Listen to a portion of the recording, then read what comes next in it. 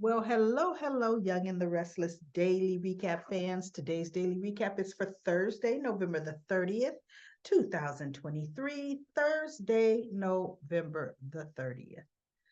Well, it is actually, let's see, Tucker. Tucker runs into Billy at Crimson Lights and he's trying to goat Billy. And Billy's trying to goat Tucker. And Tucker's playing it so smooth. And Billy's like, yeah, we got that information hanging over your head. And Tucker's like, you know what? I'm wondering about that. Why not just release it? Go ahead, release it. You could do it. And Billy's like, no, we like having it over your head, hanging it over your head. He says, well, that's the thing about a threat. It's only good if you plan on following through. If you're not going to follow through, that means nothing. And so Billy says, yeah, well, but at least that's letting you know that we are looking out for whatever you might want to do. And that's letting you know don't, because we will uh release it. So Tucker chuckles and he goes, look, I've already got something in the works. And you all don't even have a clue. And Billy looks at him and he goes, and what's that supposed to mean? So Tucker's like, you figure it out. And leaves. And now Billy's thinking, what's going on? Because see, now Billy can read every sign on everybody. He missed all Chelsea signs a year ago, almost now, right? But he can read everybody else's signs, the body language and everything else. So that has Billy concerned. Ashley decides, do I even have a picture of that? I don't know that I did. No, I don't think I did because it didn't mean anything. Yeah, here it is. She meets with Devon and Abby, and she was so, uh, what do I want to say? You could, she was so transparent, and transparent as in fully, you know, forthright. No, transparent as you could see right through her. She was being insincere. She even pulled a couple of tears. And Abby's like, don't give him, he doesn't deserve your emotions. Oh my goodness. And then she says, you're right, I can't get through to him, but Devon, you can.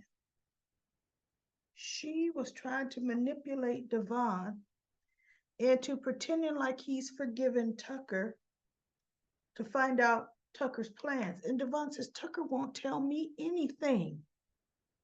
He says, and that's not my MO. That's not my personality. I cannot pretend to be okay with someone when I'm not. He goes, and Tucker knows me. He knows I'm not going to pretend about that. And so Ashley's like, I see what you're saying, Devon, but that's what would make it work.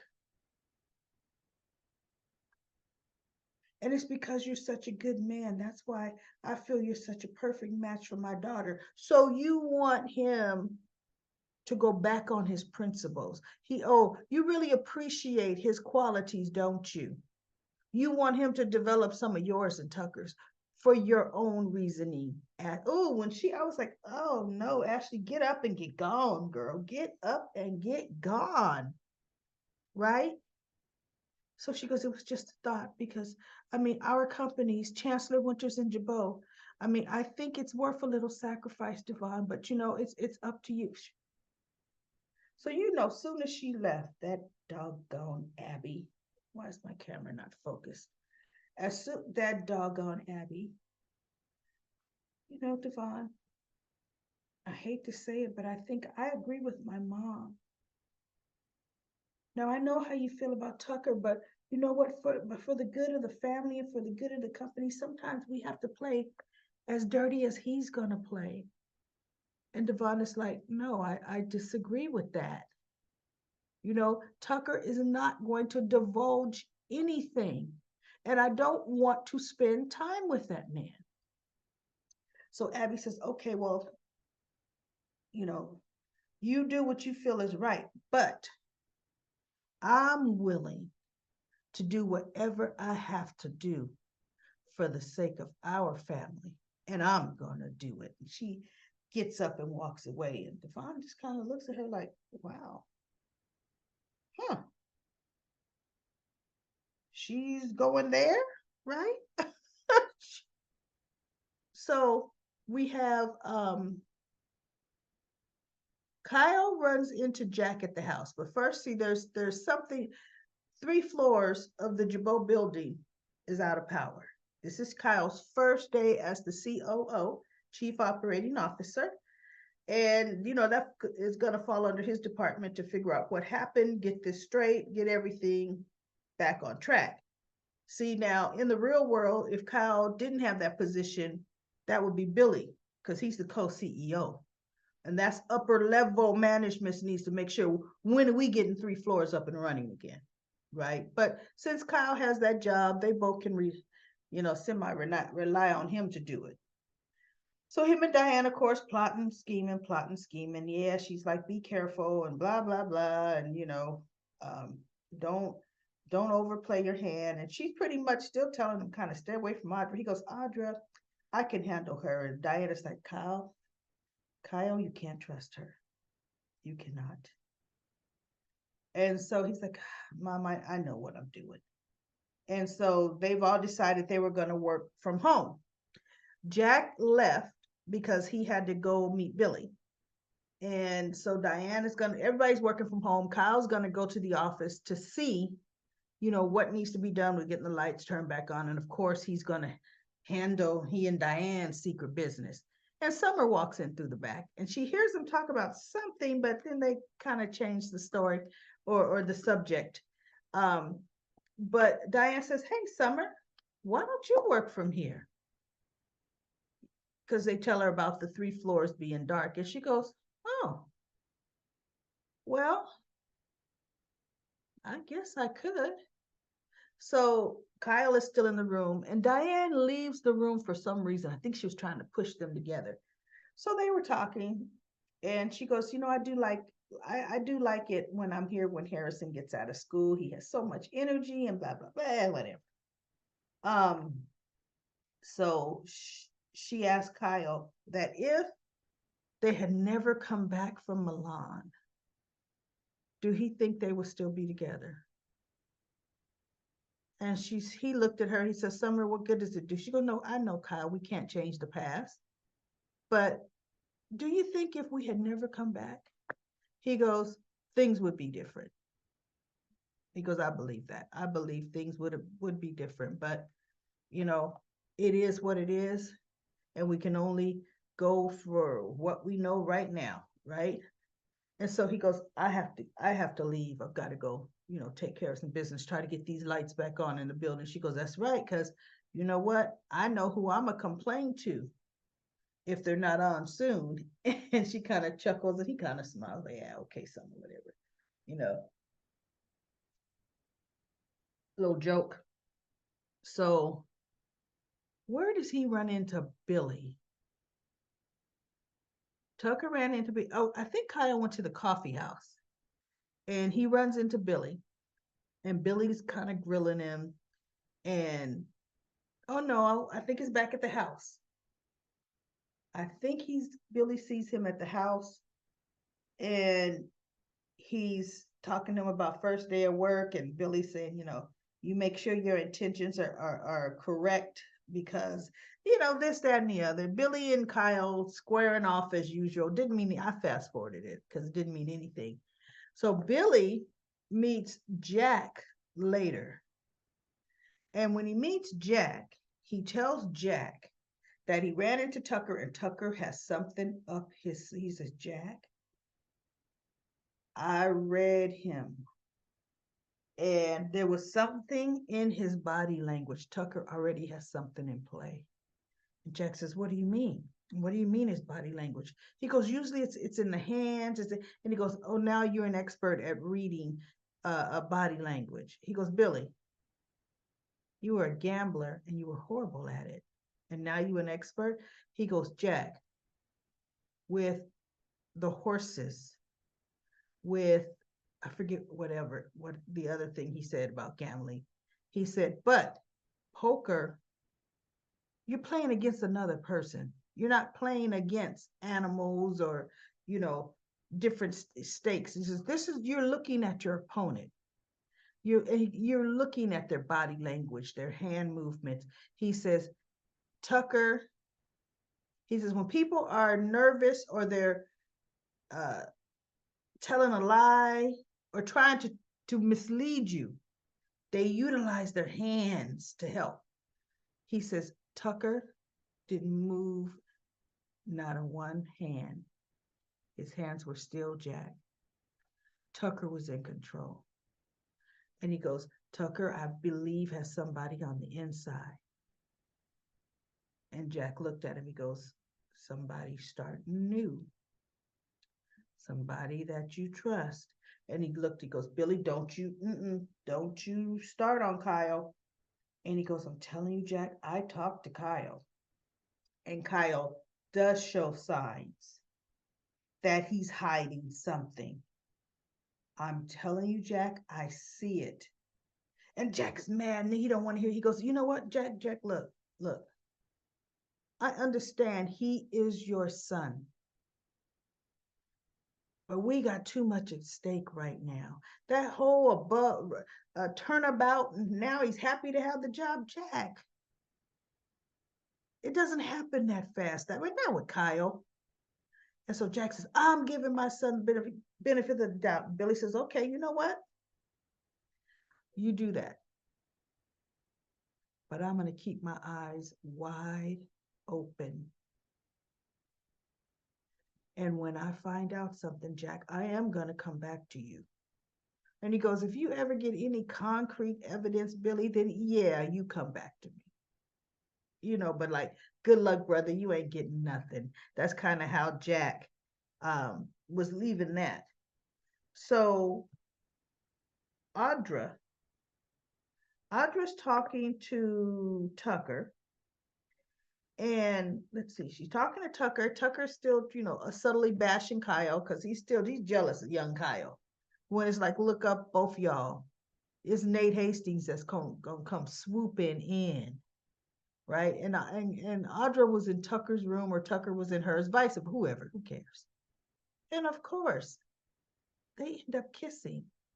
And I thought, oh, girl, see, you want to be in bed with Kyle within the next 5 minutes. You kissing on Tucker, and you wishing Nate would give you a second glance because you would be jumping his bones today. Audra is messy and nasty. I just have to say that, y'all. She is messy and she's nasty. Audra is one that'll have a baby and nobody would know who the daddy is unless the baby came out half black. Then there'd be no question who the daddy was, right? But any light skin, it's between Tucker or Kyle, and a DNA test would have to be had. Sally is messy enough, 100% messy enough. We don't need Audra. Well, look, not we don't need Audra's already in that messy viper's nest. So anyway, that's it. Nothing else happened. Um, oh, Chelsea comes over because she and Summer were supposed to have a meeting, but Summer was distracted by her conversation with Kyle, and Jack had called Kyle in the back room so he could get caught up. And he told Kyle, "Oh, on your way here, bring my laptop, with you." And Kyle just kind of looked like, "Sure," and picks it up like, I'm above bringing your laptop. I mean, Kyle is just a tool. He's a tool, right? And Summer's just looking at him. And then Chelsea comes and Summer says, you know what, Chelsea? Let's meet elsewhere. So they go to Crimson Lights. And Chance and Sharon had been having a nice conversation. Chance tells Sharon he's given up working for the Genoa City Police Department, the GCPD, He's going into the private sector and he's probably going to take his grandmother up on her offer. And she was happy. She was happy for him that he made that decision. She says, now look, Nina and I won't have to worry so much, but it is still your decision, Chance. And he goes, nah, I've made it. He goes, this last time I got shot, he says, that did something to me. He goes, it really did. So it's time. So guess who walks in, Summer? Did I? It's time for what? Just she butts in their conversation like it's no tomorrow. And so Chance turns and he looks at her and he smiles, and Sharon's looking at the whole interaction. And he goes, I just told Sharon I am quitting the force and I'm going to go into, the corporate world. Really? Oh my goodness. Then we won't have to worry. Oh, Summer does the summer thing, right? All starry eyed looking at Chance. Chelsea is looking at Summer. She's looking at Chance. She's looking at Summer, the way Summer's really reacting. And Sharon is looking at Summer. Chance is the only one who is, I want to say, willfully naive in the dark. He don't want to see that there's anything going on, that Summer's cooking up anything, because Summer has not been overt yet. She's playing the good friend card. But Sharon needs to put out a little more vocals on that. Say, you know what, Chance? I'm getting a vibe from Summer that she's feeling more than friendship from you, right? I'm really believing that. And I just want to make you aware because I think we're going to have some problems down the road. But she hasn't done that. She'll just sit here and look and watch it happen. Watch. That's exactly what she's going to do. So let's go to comment corner. Comment corner. We have Anthony says, you got that right about her. So I don't know who I had it right about. And Ditos, welcome back, Ditos. Dito says, hey, y'all, sorry it's taking me so long to get back to you guys again. Hope everyone had a nice holiday. A lot to say, but yet not much. The show is not holding my attention. Oh, God, me either. With the exception of the storyline with the Newmans and Aunt Jordan. And I couldn't stand that at all. Right? I'm sorry the storyline is going to keep going for a little while, of course, because they didn't get Jordan. Just saw an interview with Colleen Zink, who plays Aunt Jordan. She said there's a lot more to come. Now, now this may not be the greatest storyline, but it's all we have to work with right now. Josh Griffin is rewriting history to create a new Newman. LOL, Colleen Zink is doing a fabulous job. I didn't like her character on As the World Turns, but I love the actress. Yes, I can separate. LOL, I'm so tired of Sally. Does this woman ever know how she feels about one man or the other from one day to the next? I'm beginning to scratch my head over that one. My girl Audra is such a hot mess. She is lusting after Nate. She wants Kyle in her bed, but she has this hot mess connection with Tucker. That's exactly what I was talking about. Clean it up before it blows up, Audra. LOL. As for Victoria and Cole, have you ever heard of this new thing called DNA test? It's quite remarkable and accurate. I know, but look, it would have to be top secret because according to Jordan, she snuck in the hospital wearing a nurse's, scrub. So Jordan would sneak in with a lab coat and change. Oh, come on now. They're making her a miracle worker, right? DL says, ha ha ha. I actually loved the Joy storyline. So vintage soap. You did, DL? See, that's what, look, soap operas, different people love different things, different characters, different stories. Just that's why soap operas appeal to so many. And that's what I love about Comment Corner, because we all could talk about what we like. Because what I don't like, some folks love. And then what I love, some folks don't like. And Sherry says the hammer scene troubled me. I know that hammer should have killed Cole. He would definitely have a hematoma of the brain. Absolutely. Come on now. Don't even pretend that could happen. Patricia says the story might have been far fetched, but it brought back handsome Cole and Colleen Zeke. As was a great, she was great as a villain. I didn't like to see Nikki tortured with the alcohol being forced. Wait, tortured with an alcohol being forced. Whatever you said, alcohol again. But this 3 day story was more exciting than the usual boring. I'm gonna take your company stuff. I know. This was the best November Suite storyline over General Hospital and the Bold and the Beautiful. So I don't care if little green men came out dancing at the end. The action was exciting. And then DL says, unfortunately, this story is just the beginning. And Natonia says, Nick called 911. See, I couldn't remember who called 911. Thank you, Natonia. So that's it for Comic Corner.